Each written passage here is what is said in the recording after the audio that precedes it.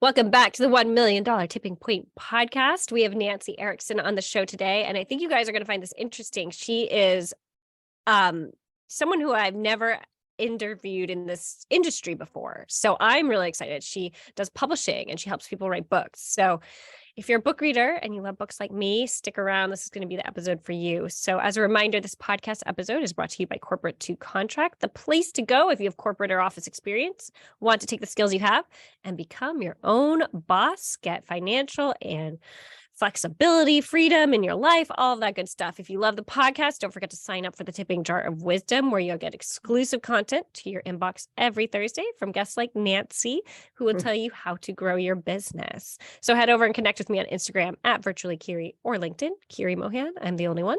Sign up through my bio. And you can even find that info in the show notes, FYI, that too.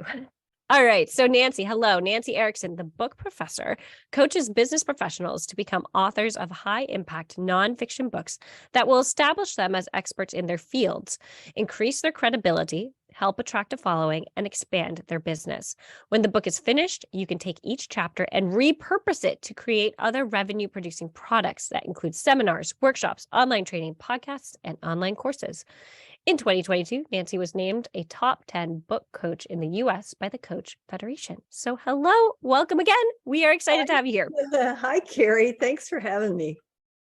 So we were talking offline, and if you guys want to check out the YouTube video for this, you definitely should, because Nancy has her whole back wall, and she said she actually has 6 walls in her office, but her whole back wall that we're looking at has like the book covers of all the books that her publishing company has put into print. So it's really cool. Tell me again, you said it was a metal?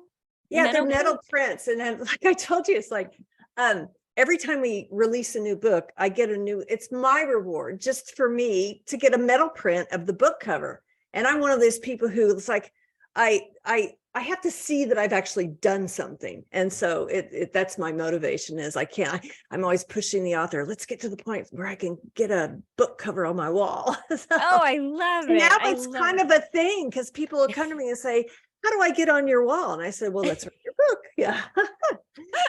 That's motivation for them too. Do you send them a picture or anything? Look, you're on my wall. Absolutely. And I put the newly released ones I put in my background, and I do a lot of different video marketing and stuff. So they always want to see themselves on my wall. Oh, so you switch it up. So this is I do switch it up. Oh, very cool. That's so fun.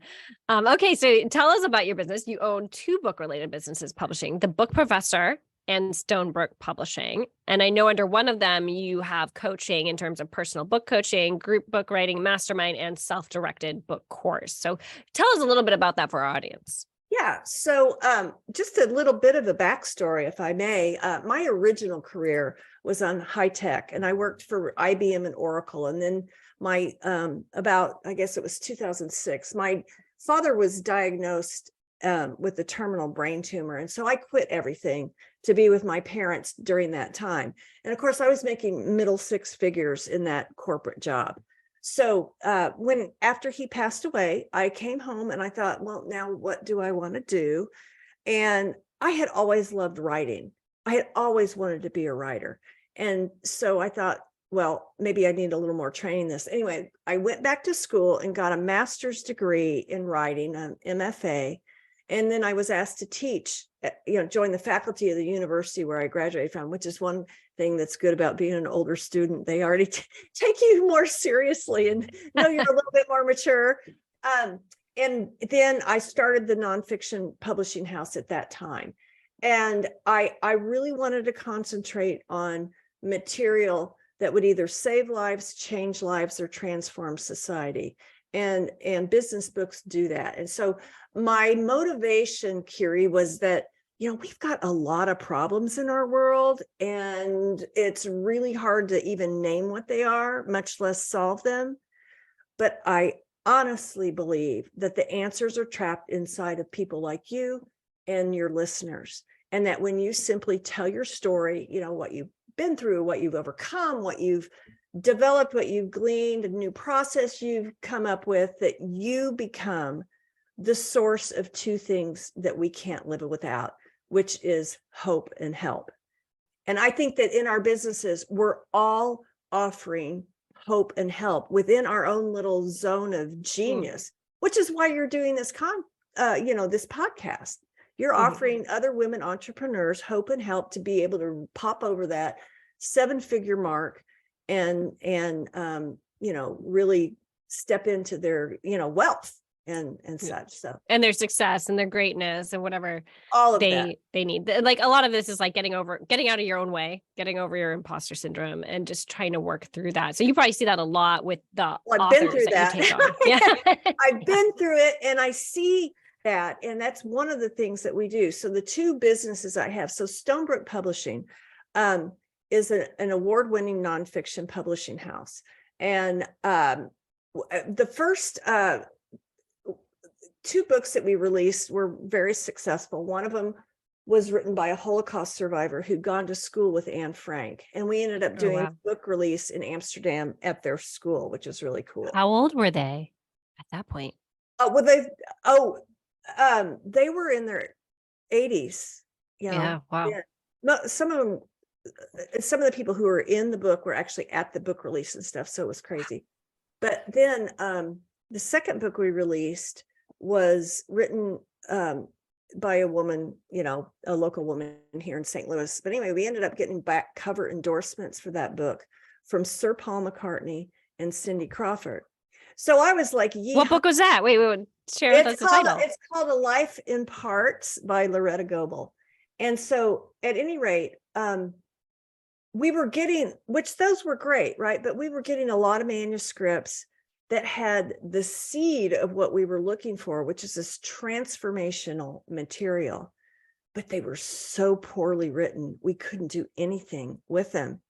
And I was like, and that really bothered me. I'm like, well, okay, so just because people can't write like a professional author, does that mean they shouldn't be heard? And I felt a responsibility for helping them to get their message out. So I took a step back, and for a year, I didn't publish anything. And during that time, I wrote a step-by-step process that takes just the ordinary person from their idea all the way to planning, drafting, writing, editing, publishing, and having their book on the market. So that coaching that you referred to earlier and that process is under the umbrella of the book professor. And now do you work together? Do you find there's certain types of nonfiction books that your clients usually write? Is there one subject that people gravitate more towards? Because I mean, there's the transformation and bringing hope and help. That's a large umbrella and can mean a lot of things to many different people. Yeah, there's kind of 2 main categories, I guess I would say, of books that we do. We do a lot of business books, a lot of books that are from coaches and speakers and business leaders, thought leaders, entrepreneurs. And it's their way to, because, we get stagnated at a certain point in our business. We grow and then we're like, here we are, how do we burst out of this level? And if you want a bigger audience, you need a bigger platform. You need to be able to break out of your circle to reach a new audience. And that's something that the book can do for you. In addition, so a lot of our business leaders are writing books about their journey through entrepreneurship or how they develop their business to go from, the little maybe solopreneur type business to a sustainable organization. And that's really valuable. The other kind of book that we gravitate toward is what I call the overcomer story. People who have not had all the advantages that some of us have had, and they've had some real difficulties, whether in health or in abuse or in poverty or those kind of things. And they've overcome that difficulty to be somebody who who's really shining and really thriving now. And so for those people, a lot of times they would find themselves in a situation where they were in dire straits and there was nothing out there for them. So what they wanted to do is write a book so that they can just kind of reach back to others who are hurting and kind of pull them up a few steps just to get them unstuck, so to speak, and on their way, offering them hope and help. So the hope is, here's my story. If I did this, you can too. And the help part is, here's how I did it. Mm. So what's interesting about your business is like you've created this nice circular effect where if people subscribe to Stoneberg Publishing, not subscribe, but they submit a manuscript, right? And they say like, hey, I want to tell this story. And you're looking at it, you're like, well, I cannot publish this. This is not very good. Why don't you go over to the book professor and you can do either the personal book coaching, the group book mastermind, or the self-directed book course. Am I right in that? It doesn't work quite like that. So we do have a lot of people submitting we publish authors who haven't been through the book professor kind of course. And we publish our authors who have come through that. So with those who are coming with just completed manuscripts, we start off by doing a manuscript assessment and we tell them what they need to do to make it up to publishing standards. And then when they do that, then we'll edit it and publish it. And so other people come to us when they just have an idea about what they think they might want to write. I mean, you don't even have to really know. If you just know you want to be a thought leader and you want to be seen that way and to gain credibility, we help you to formulate your ideas. And we always start at the beginning of the process with a series of foundational questions that are intended to help you crystallize your message. And they are things like, why are you even doing this? What's your motivation? Who specifically is your audience? And how will that audience be changed as a result of taking in your message? So there's 12 of these questions. And so we take all your answers and we distill them down into a purpose statement for the book. And what your purpose statement says is the purpose of this book is to do this particular thing for this specific audience, period. Because you can't put everything you know in a book. You can't put all of your experiences and all of your wisdom and knowledge in a book. So we want to be very targeted to who we're writing to and what message we're presenting to them. So the process of going through these questions often helps the writer know and target in on exactly what they want to communicate. And the other thing too is, I talk about who's your audience. Well, you may have numerous audiences in your business. And when we go to plan out your book, we develop your chapters in problem solution sets. So what problems is your audience likely to have? In very story-driven format, you present your solutions. But if you have different audiences, let's say you're a financial planner and your one audience might be young families, another one might be families planning for college, and then retirees. So because of the structure that we help you develop your book, so each chapter you're solving a problem, right? Well, some of those same audiences have those same problems. So you can take your basic book, write the first one, and then develop a series of books by just changing the stories that are relevant to your new audience. And so that I think because I have such a deep business background, it's never about just the book, everybody's not going to read your book. And the other value is that at the end, because each chapter solves a problem, you should be able to take every chapter out and repurpose that material for other products that will bring revenue. So a book is not a book is not a book. There's a lot more potential there for you to take that material and slice and dice it and reach your audience where they're already engaged. Mm-hmm. So then what happens when the book is finally done? They've published it. They feel great about themselves. Are they on their own for marketing? Do you have people you can refer them to? Does Stoneberg Publishing help them? We don't do book marketing. We're strictly on the creation side, but I have numerous partners that I refer you. We never leave you not knowing what to do next. And almost like every other week, we have a marketing moment broadcast that we do for our audience and introducing them to a new way to market their book and a provider who will help them do that. So you're never it's kind of like this baton handoff, in a relay race. We're always taking you to the next level. Mm. So does that mean, now you might not be able to answer this, or you might not want to answer this, which is totally fine. Does that mean a person has to have like a certain amount of access, I feel like, to financial, to money, basically, right? Because if you're writing a book and even just ignoring the book professor, suppose they're a great writer, they come to you and it's like, great, you've got the writing skills, it just needs some tweaks. You publish it for them. Then they need to go market it. I mean, but I mean, do these people have a platform already? Or are most of the people that are coming to you, just totally like, hey, I just want to write a book, no platform, your next door neighbor off the street? Both. Both. But everybody always needs to further develop their platform. And, in the beginning, I think hidden in your question is the answer of, are you paying forever to, Yes, kind of. Yeah. It's like, will you need to in well, yes and no. perpetuity? Yeah, yes and no. So in the beginning, we set your goals for your book. What are you trying to accomplish? And how would we justify these costs? So most of our business clients, they want to attract new business to them. So it's kind of like, it's a business decision, and your readers are far enough advanced I always say readers, your listeners are far enough advanced in the business cycle to, know how to cost justify things. So how many new clients do you have to get? How many new X do you have to sell that's attracted by the book?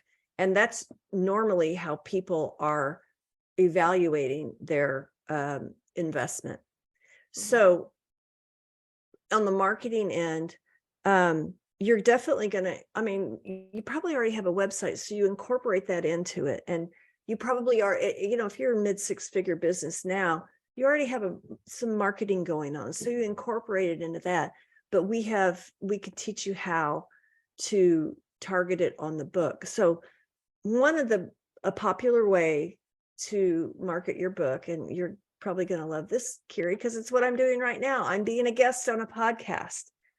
And that is so beneficial, because what you're doing there is you're marketing, or you're talking about your business and how you offer help to them. And the fact that you have a book is a high credential, but that podcast guesting can help you attract more business into your organization.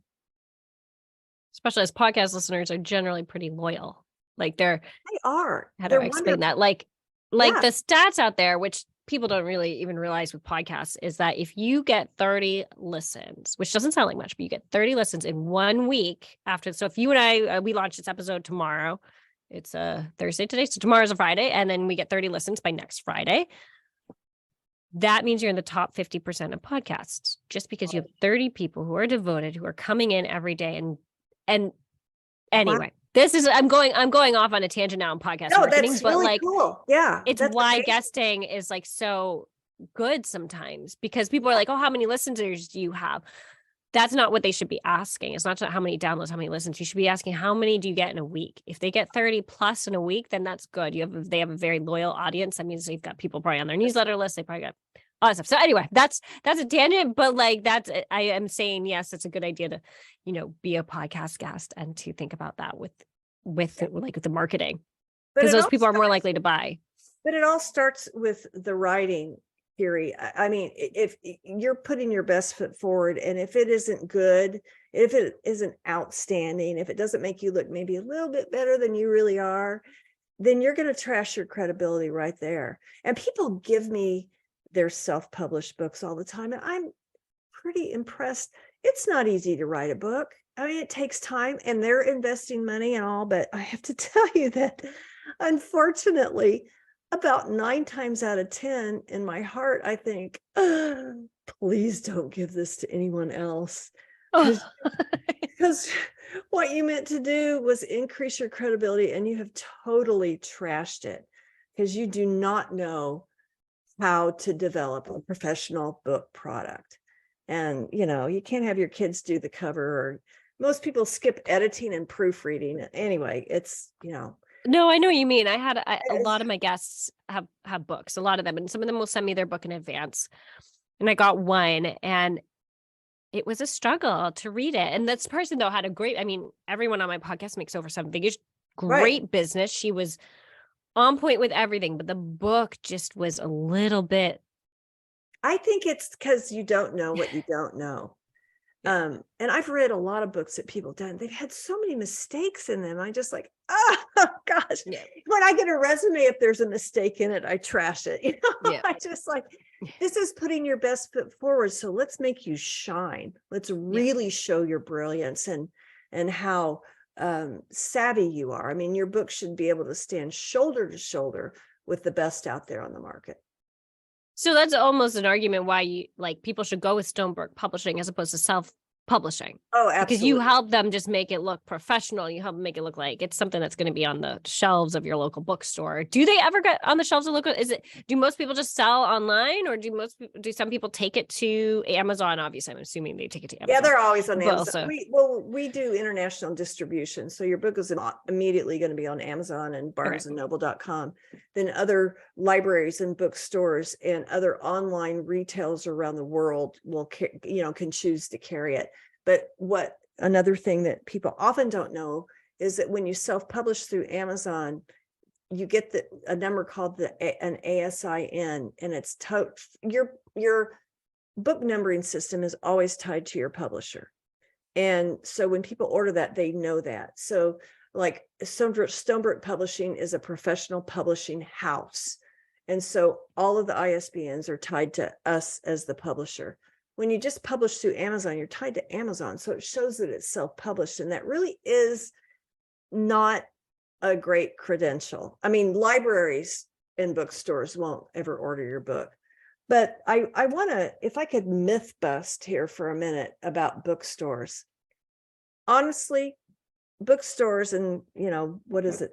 Barnes and it's a coffee shop, and you can buy puzzles and you can get stationery and games and all kinds of stuff. Of course, they have books, but most people buy books online. And so bookstores can order your book. It can be on their shelves. They have up to a year to return it. And it's so exciting. Oh my gosh, they ordered 100 books.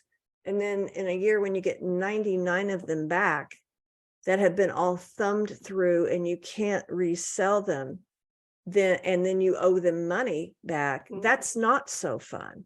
So I try to train people, educate them on, let's talk about what you really want. You really want your message to get out and touch as many people, which is why having your book and having these other products that you can develop from it is really the best way to go. Oh, I could talk about this for a long time just because I'm an avid reader. And my friend is writing a book and getting it published right now. And I helped edit it. So I just there's so many questions, but I know for the sake of time, let's shift. You talked about getting resumes. So obviously you have a team, and we talked offline, you have a team of contractors now. Correct. You once had employees. So talk to us a little bit how that has changed over the years and hiring advice you have for women who are trying to grow their business. Well, I'll tell you why I switched. I used to have employees, and I have 0 employees now. And I have the type of business that requires specific talents for specific work functions, like cover designers and proofreaders and editors and layout artists and et cetera. And so when I had employees, anytime you have people problems, and what I found was that the contractors were hungry all the time. They never miss a deadline. If they ever miss a deadline, they're not invited back. And they know that. And they are eager to work. As a contractor, you have to get a lot of business from sometimes a lot of different people. And some of our contractors, we keep pretty busy all the time and all. So, but what I did was I eliminated a lot of payroll costs, and get the best work from the best people on time and well done. And it's just been such a a blessing. Now, what you do have to do, there's a little bit of a legal side to it, to have a contractor agreement so that it's clear if you ever get audited that these are contractors, they're not employees. Your business attorney can help you draw that up. But that's been one of the things that I've been able to do to really scale my business, is to bring in additional talent from for specific jobs. And now it just flows smoothly. In fact, I have to tell you, I only work 3 days a week. Oh, wow. And everything is humming in the background. And my husband and I take off for 2 to 3 weeks to travel around the world. Everything's just humming. And it's humming using contractors. Okay. So is it any kind of systems and automations that you have in the background as well? Or is it just you think you're a Absolutely. team? Absolutely. About 10 years ago, I invested in a CRM system called Ontraport. And Oh, yes, I've heard. it's kind of like Infusionsoft on steroids. I deliver everything through Ontraport. It's not just all of our work processes and workflows internally, but client facing. I deliver all of our online courses of the Book Professor comes through Ontraport. And so the beauty of that is that you capture every interaction with a customer. I know every time they log in, I know every time they have moved to the next step, et cetera. And that has been, and they keep adding to this platform. I don't even know what all it does anymore. It's so robust. And it's $297 a month. And for $297 a month, you get one main user and then a guest user. And so when contractors have to log in and stuff, I have a guest, thing that they do. But Ontraport has enabled me to automate my business so that I can be away and so that things are still tracked. What are you automating specifically? Maybe 3 things off the top of your head. Do you have newsletters? Do you have reminders? I don't know much about the publishing world, so I'm curious what you're automating. So when we work with people to write their books in these group masterminds, it takes a year because that's broken down into little chunks so that you can get it done. And reminders that come out about, okay, oh, your next lesson is available. Oh, tomorrow we have our coaching call. Oh, here's, another task for you to do. It's all automated. And there's about 200 or 300 steps in that automation that I never have to worry about people not being informed. It is just clockwork. Takes a while to set up the first time for sure, but it is, when we work with hundreds of clients, at a time, and it keeps everybody on track. The other thing that has helped me is that there's I know what I want to tell you. When I went to Ontraport, I eliminated a lot of other services and brought it all under the umbrella of Ontraport. So all of my email communications, I think I used to use, it's been a long time, but MailChimp. And I think I was using a platform delivery for online courses called Kajabi. And there was one other thing I was using. And when I brought it all under Ontraport, it was cheaper. It was less expensive that for me than to have all those other I guess I would say platforms that were functional, but they didn't talk to each other and I wasn't capturing all my data. So the other thing that Ontraport does really well is it integrates with other things like, your calendar scheduling. If you use Calendly or TimeTrade, I use TimeTrade. And so what it does is someone can put something on TimeTrade, it goes to my calendar, it populates Ontraport, and it shows an interaction. And then that kicks off a series of emails based on the appointment that they made. So it's brilliant. How long did it take you to set that up, or did you have someone to help you? I mean, you said it was 10 years ago, so you might not remember, but it sounds like it's so robust, but it sounds like all those emails you have to send feels like it's a lot. Well, yes, but there are a lot of emails, but they're the same email every week. Log in and kind of thing. Yes, I had help. It took about 6 months to set it up. And then Yeah. but with help, because you have to understand, I started with the online course, Carrie, and you have to understand there's like 45 or 50 different lesson. No, that's not true. Oh, over 100 different lessons. And so they set it up, and it's like a page that delivers a video and downloadable things and another homework page and all. So it was a lot. But I hired somebody, a contractor off Upwork from Pakistan, and he was brilliant. Couldn't Yeah. speak English, but we got it done. How long does it take for your students to usually go through your course? It takes a year to write your book. And I know there's stuff out there that says a weekend or 30 days. I just really don't subscribe to that at all, because we're going deep, and it takes a year for two reasons. First of all, you're busy. I mean, your listening audience is running companies now.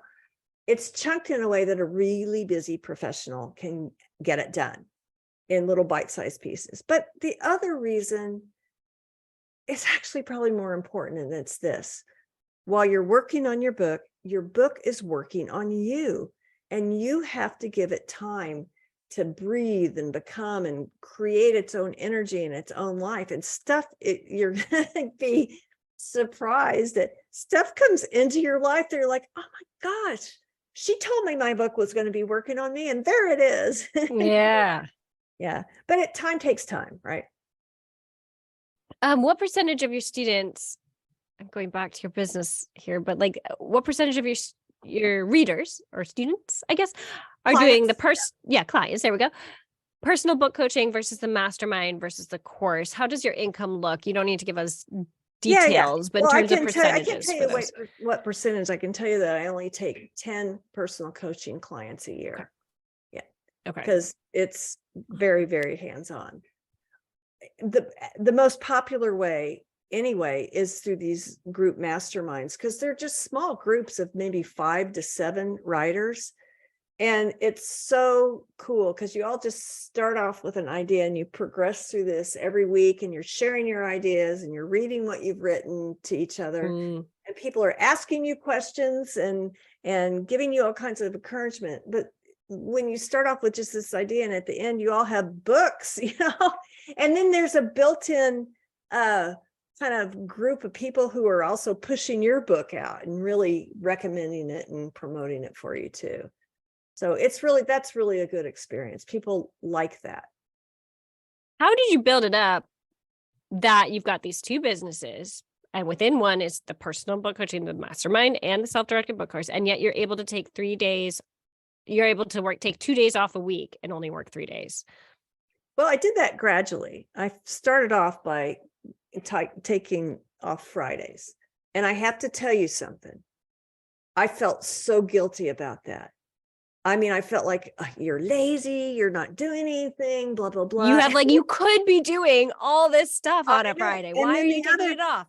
Yeah. And this is a really sad story, Carrie, but the other thing was like, oh, I've got this day off. What am I supposed to do? I've been a work machine my whole life. What do I do with the day off? And so anyway, I started incorporating some other, people and activities in my life. And then I thought, I kind of like this. I'm going to see what happens when and may I tell you something? When I cut off Fridays the next year, I doubled my income. Wow. Interesting. Yeah.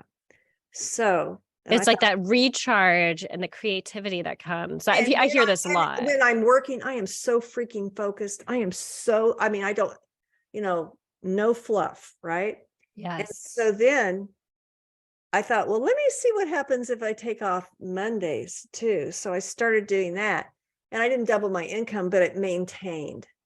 And, that doesn't mean that, I told you I have these incredible teams that are working all the time, and it just, it is possible. It's actually really possible to have the life you want, the 7-figure income that you want, and to be a whole human being. And that's what I kind of felt like. I felt like when I was working, I mean, I've done 80-hour weeks for a long time, 70, 60, 80-hour weeks. That's way too much, but I did it.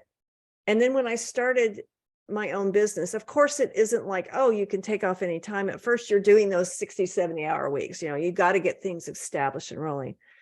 But when I started taking off, I kind of felt like, and because I relate everything in life to literature, I kind of felt like I was Pinocchio and I was turning into a real boy. And it's like, I have time to, I mean, I go to the grocery store and just see what else is in the aisles. And I have time to, my mom is 90 and she lives close to us. So I spend a lot of time with her on those days off. And sometimes I just kick around with my husband, and sometimes I just go get my nails done. And sometimes I'm doing volunteer work, or, you know, you have days.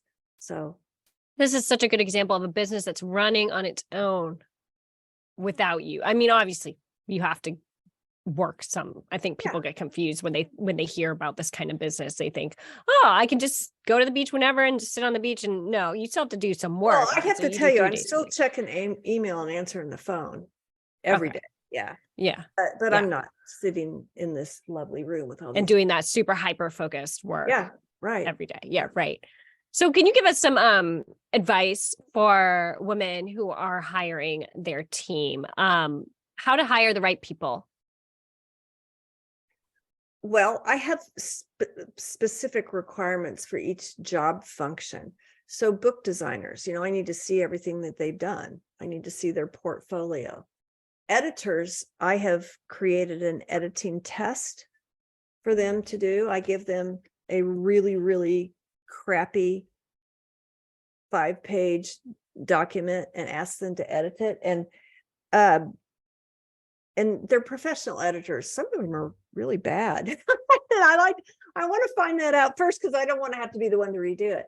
But in publishing, we follow this really, really giant book. It's called the Chicago Manual of Style. Yes. They have to be thoroughly versed in that and know that, and there's errors in the manuscripts that I give them, that if they can't figure out how to represent 2 o'clock, or, you know, use semicolons properly, or AM and PM, or those kinds of things. They're little things. And there's other things too that are particular to American English languages that, and this might teach your audience something, because we all use it wrong. But when you say the word forward, backward, toward, there's no S on it in American English. And according to the Chicago Manual of Style, Canadian, British, India English, it's towards. But we, you know, so I drop little tests in the test to see if they catch that.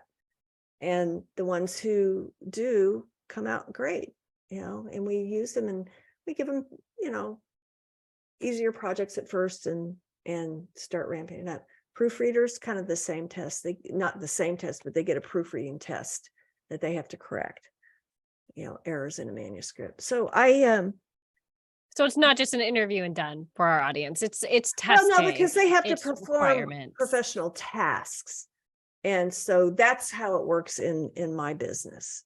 But it can be translated to anything. It's basically saying, you know, whatever you have your hired doing, make sure you're testing them before it, because it's not only is it a time suck, it's also expensive to hire and fire. Oh, it is. And go through all of that. Unless it's a contractor, then you just say bye. Well, even that, because then you have to ramp up and hire again. So wouldn't you rather get it? Wouldn't you rather get it right? Yeah. And so in business process, like for things that I would hire a VA for, Kiri, I have documented the processes, and I have done video training of me doing the thing, so that they have that in order to follow. Mm-hmm. So it's really important to have all your processes documented. That's one of the key things in being able to scale your business and step out of it. And I think you'll find it's a little bit hard to let go at first, and then you have to babysit it for a little while, but it's really well worth it. Let's shift gears a little bit and talk about how you grew your business to 7 figures, which we've touched on quite a bit. But what do you think was the most important action item you took to grow your business to that 7-figure point? To automate the processes. There were so many things that I was doing and others were doing that really could just be automated. And to hire people to do things that I'm not good at or hate, like my, CPA does the books and the tax filings and all that kind of stuff.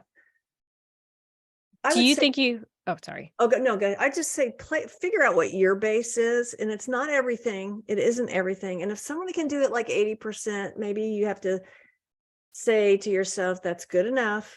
That's good enough.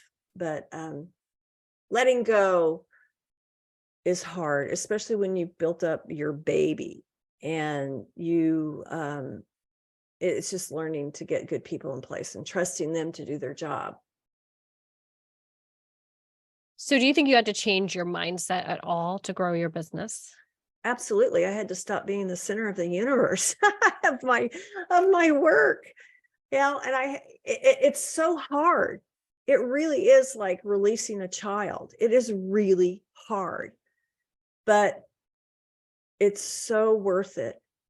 And I have to say that after doing this, I realized that some people can do the task so much better than I ever did. And it's beautiful to watch them bring their own talent into your organization and watch them thrive and grow and blossom and make it better. When it comes to spending money and making money with your business, how do you find a balance in that? Because you need to make a profit, but you also need to invest. That's right. So, budgeting, that's part of it. I hate the money side of all of it though, but you can't have a good business if you don't pay attention to those things. Has there ever been a moment where you've been like, I am spending too much on X. I need to scale back. And I will tell you what it was, marketing. I was spending too much on marketing and I was not getting any reward from it. So, and this goes back about 7 or so years. I probably spent over 6 figures on marketing over 2 years and didn't get one new client. But wow, the people were like, well, we've posted all these things and down. I said, I don't care what you've done. Your job was to bring us leads and clients and stuff like that. And so I've made a lot of I don't think I call them mistakes, but that whole marketing area, I would like to, I wish I could find someone where I could just pay them for the results, but it's really tricky to know what to spend. And so I had changed my marketing into most of my clientele. You have to figure out where your clients live. And most of mine live on LinkedIn. And so what I started doing about a year ago was twice a week doing a little video of me talking about something about book writing, something about publishing, or something just about, getting yourself motivated to do a task twice a week and with no expectation. But so now I've been doing it a year. So I've got over 100 of them. And I find that I get a lot of leads now from LinkedIn. So it's amazing what one little post, I got a lead on LinkedIn, I want to say 2 weeks ago, probably 2 weeks ago. Someone had reshared my post. I honestly, they told me who, and I could not find it there, but I believe them. And I seriously feel like sometimes, you're posting into the netherworld. So you don't even know. Like you're totally posting into there's no engagement. You're just like, whatever. But this lead came to me from this post that I had put up that like 2 people had liked, and apparently someone had reshared it. And I was like, wow, it works. Who knew? It does. But so like anything else, I think with marketing, if you just are consistent and just keep doing that thing over and over, your leading indicators. So it's been a year now that I've done this, and I get some leads from LinkedIn now. Not 1 million, but some. So how did you get your clients beforehand? If the marketing wasn't working when you paid someone and now you're getting a few leads? Yeah. Most of our business is still referral.